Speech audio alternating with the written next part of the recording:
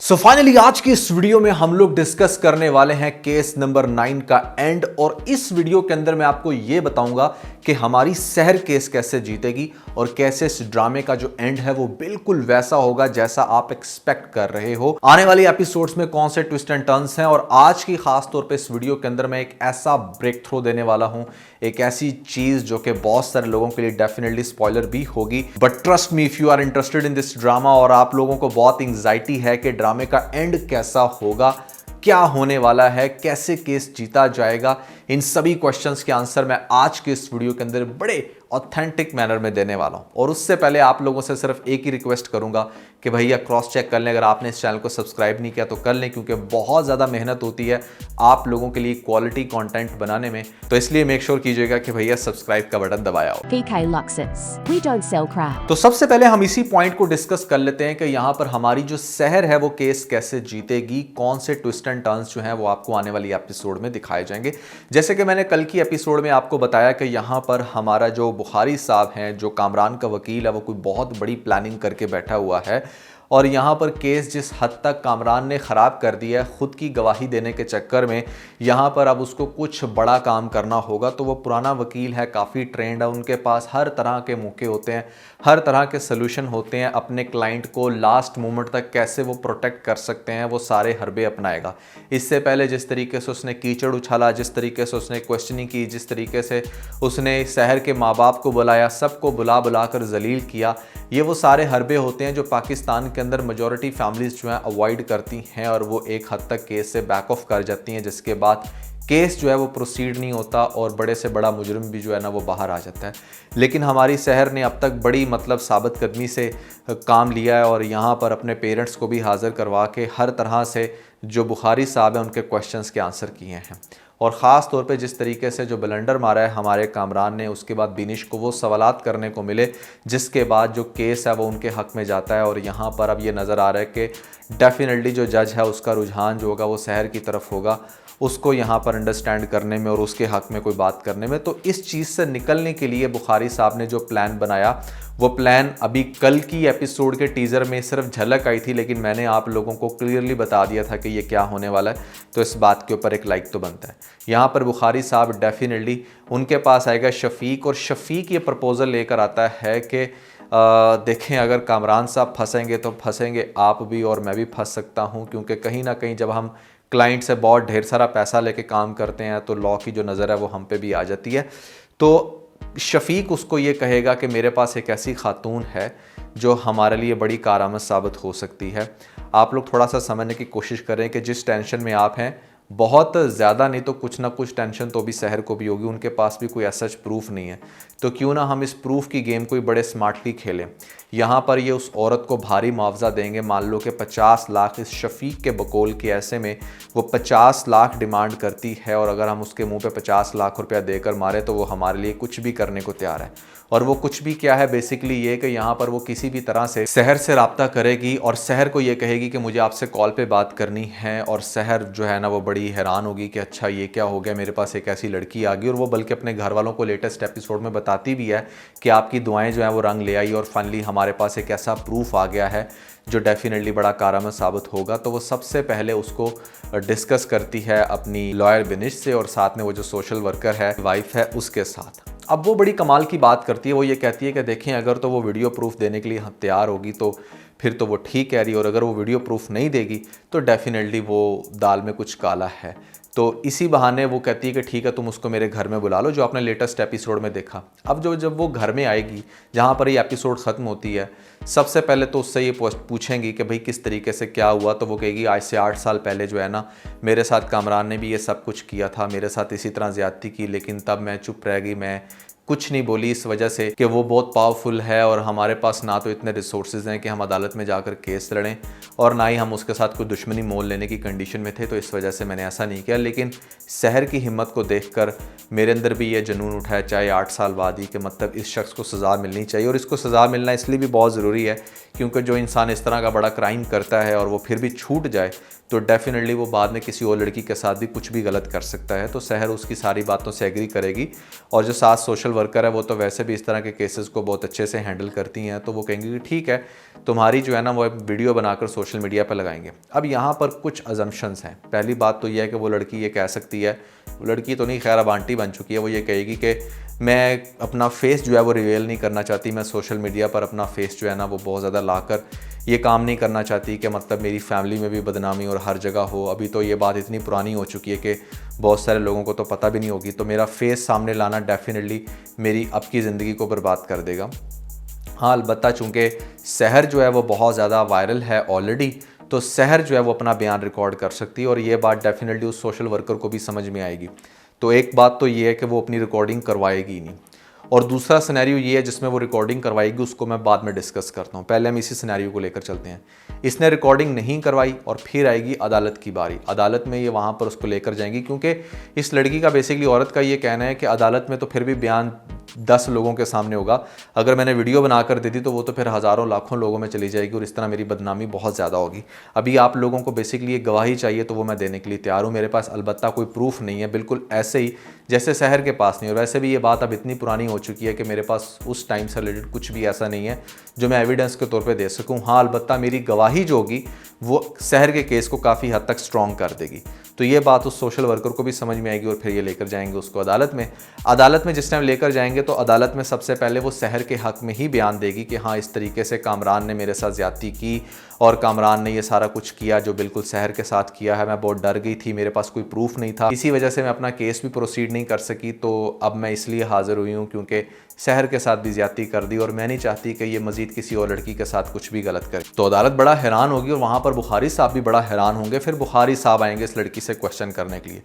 क्योंकि वो अदालत से रिक्वेस्ट करेगा कि वो इस जो भी विटनेस ये लाए हैं या जो भी गवाह लाए हैं उससे मैं सवाल करना चाहता हूँ। फिर बुखारी साहब जिस तरह से आपको पता है ट्रोल करते हैं, बातों बातों में घुमाते हैं, वो इस औरत को इतना जिज करेगा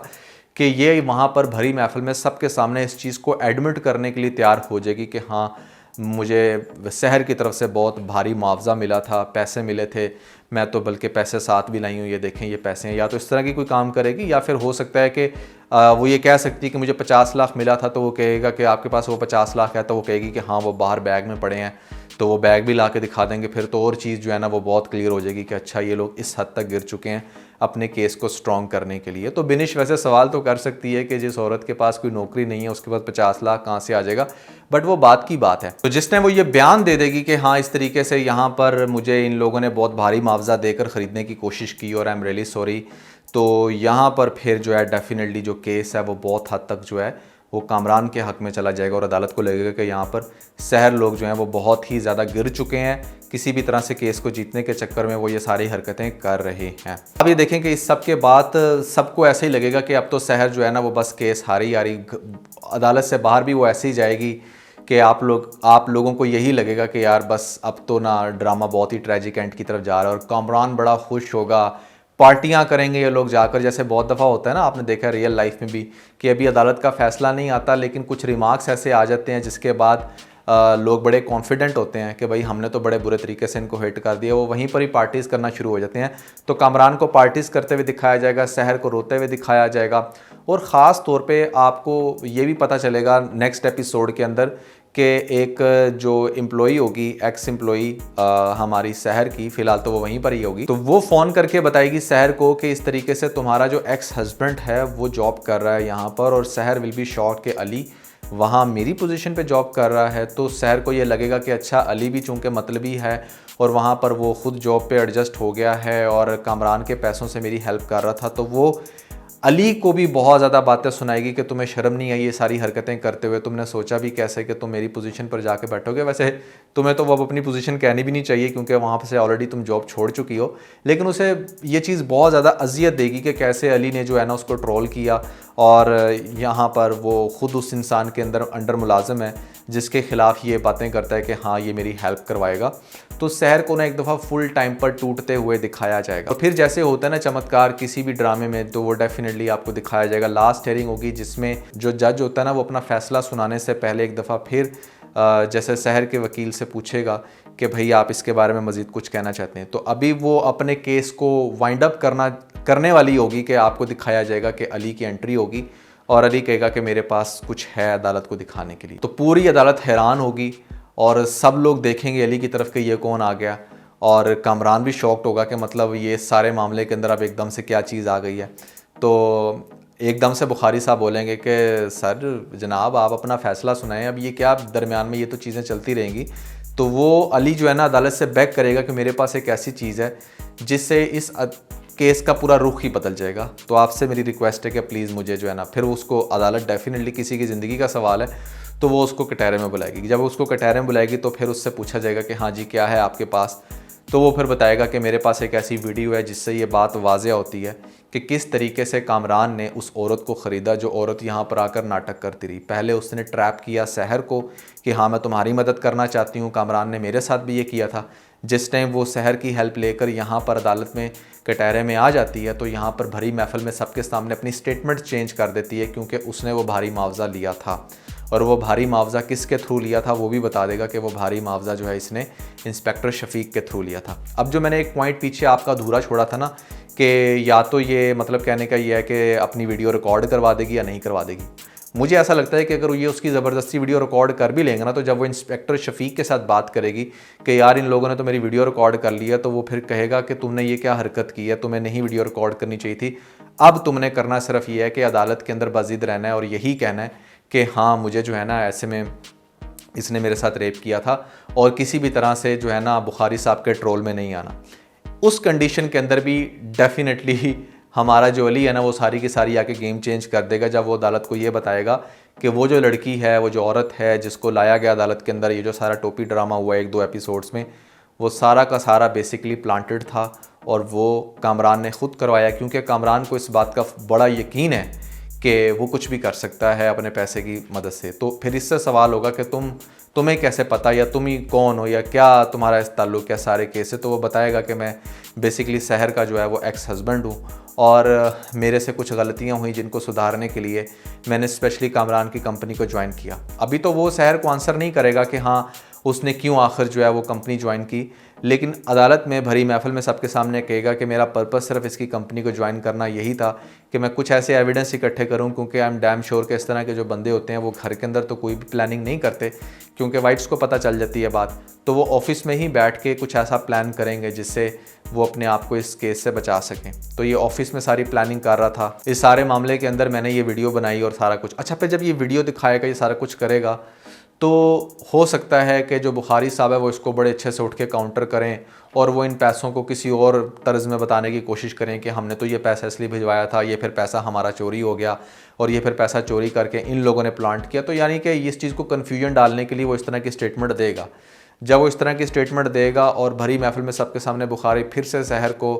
गंदा करने की कोशिश करेगा, अली के इतनी मेहनत की एविडेंस को भी धुतकारने की कोशिश करेगा, तो फिर लास्ट मोमेंट में आपको दिखाया जाएगा हमारा हीरो, जो कि एक्चुअली में हीरो है इस ड्रामे का, और वो है भैया रोहित। रोहित आएगा अदालत में सबके सामने और आकर वो कहेगा कि मेरे पास भी कुछ प्रूफ है और मेरे पास भी कोई बात है जो मैं करना चाहूँगा। उसके बाद आपको दिखाया जाएगा कि रोहित को भी बुलाया जाएगा कटहरे में, और रोहित फिर आके कहेगा कि हाँ मैं उस रात गया था और ये बात सच है कि कामरान ने सहर के साथ ज़्यादती की है। और जब रोहित बताएगा तो कामरान जो है ना वो हक्का बक्का रह जाएगा, बावजूद इसके कि कामरान ने कभी किसी ज़माने में उसकी जान बचाई। लेकिन देखें, आपने हक सच का साथ देना होता है और वो वही कर रहा होगा। इस मोमेंट वो कहेगा कि मैं बड़ा कमज़ोर था, किस वजह से कमज़ोर था, क्यों नहीं मैं अब तक ये बात कर सका, वो सारे रीज़न्स भी एक्सप्लेन करेगा। और लास्ट में ये भी कहेगा कि मैंने कामरान को बहुत सारे पॉइंट्स पर समझाने की कोशिश की है। दुख मुझे सबसे ज़्यादा इस बात का था कि एक तो उससे ये बहुत बड़ी गलती हुई, गुनाह हुआ, लेकिन इस सब के बाद भी उसके अंदर कोई नदामत नहीं थी। उसके अंदर कोई ये नहीं था कि हाँ, जैसे उसे लगे कि हाँ उससे बहुत गलत हो गया और वो बस किसी भी तरह से इस केस से निकलना चाहता है, वो अपनी ज़िंदगी को बेहतर करेगा। उसके अंदर प्राउड था। उसने एक ऐसा वकील हायर किया जिस वकील को उसने भारी मुआवजा दिया, उसने पुलिस वालों को ख़रीदा, उसने वो सारे गंदे काम किए जो किसी भी क्रिमिनल के होते हैं। और इसको देखकर यही लग रहा था कि ऐसा इंसान अगर इसको सज़ा ना मिले तो डेफिनेटली ये बाहर निकल कर और दुनिया में बहुत गलत काम कर सकता है, किसी और की इज़्ज़त ख़राब कर सकता है। और इसलिए मैंने ये ज़रूरी समझा कि मैं अदालत में अपना ये बयान रिकॉर्ड करवाऊँ और यहाँ से हमारा जो रोहित है वो सबका दिल जीत कर इस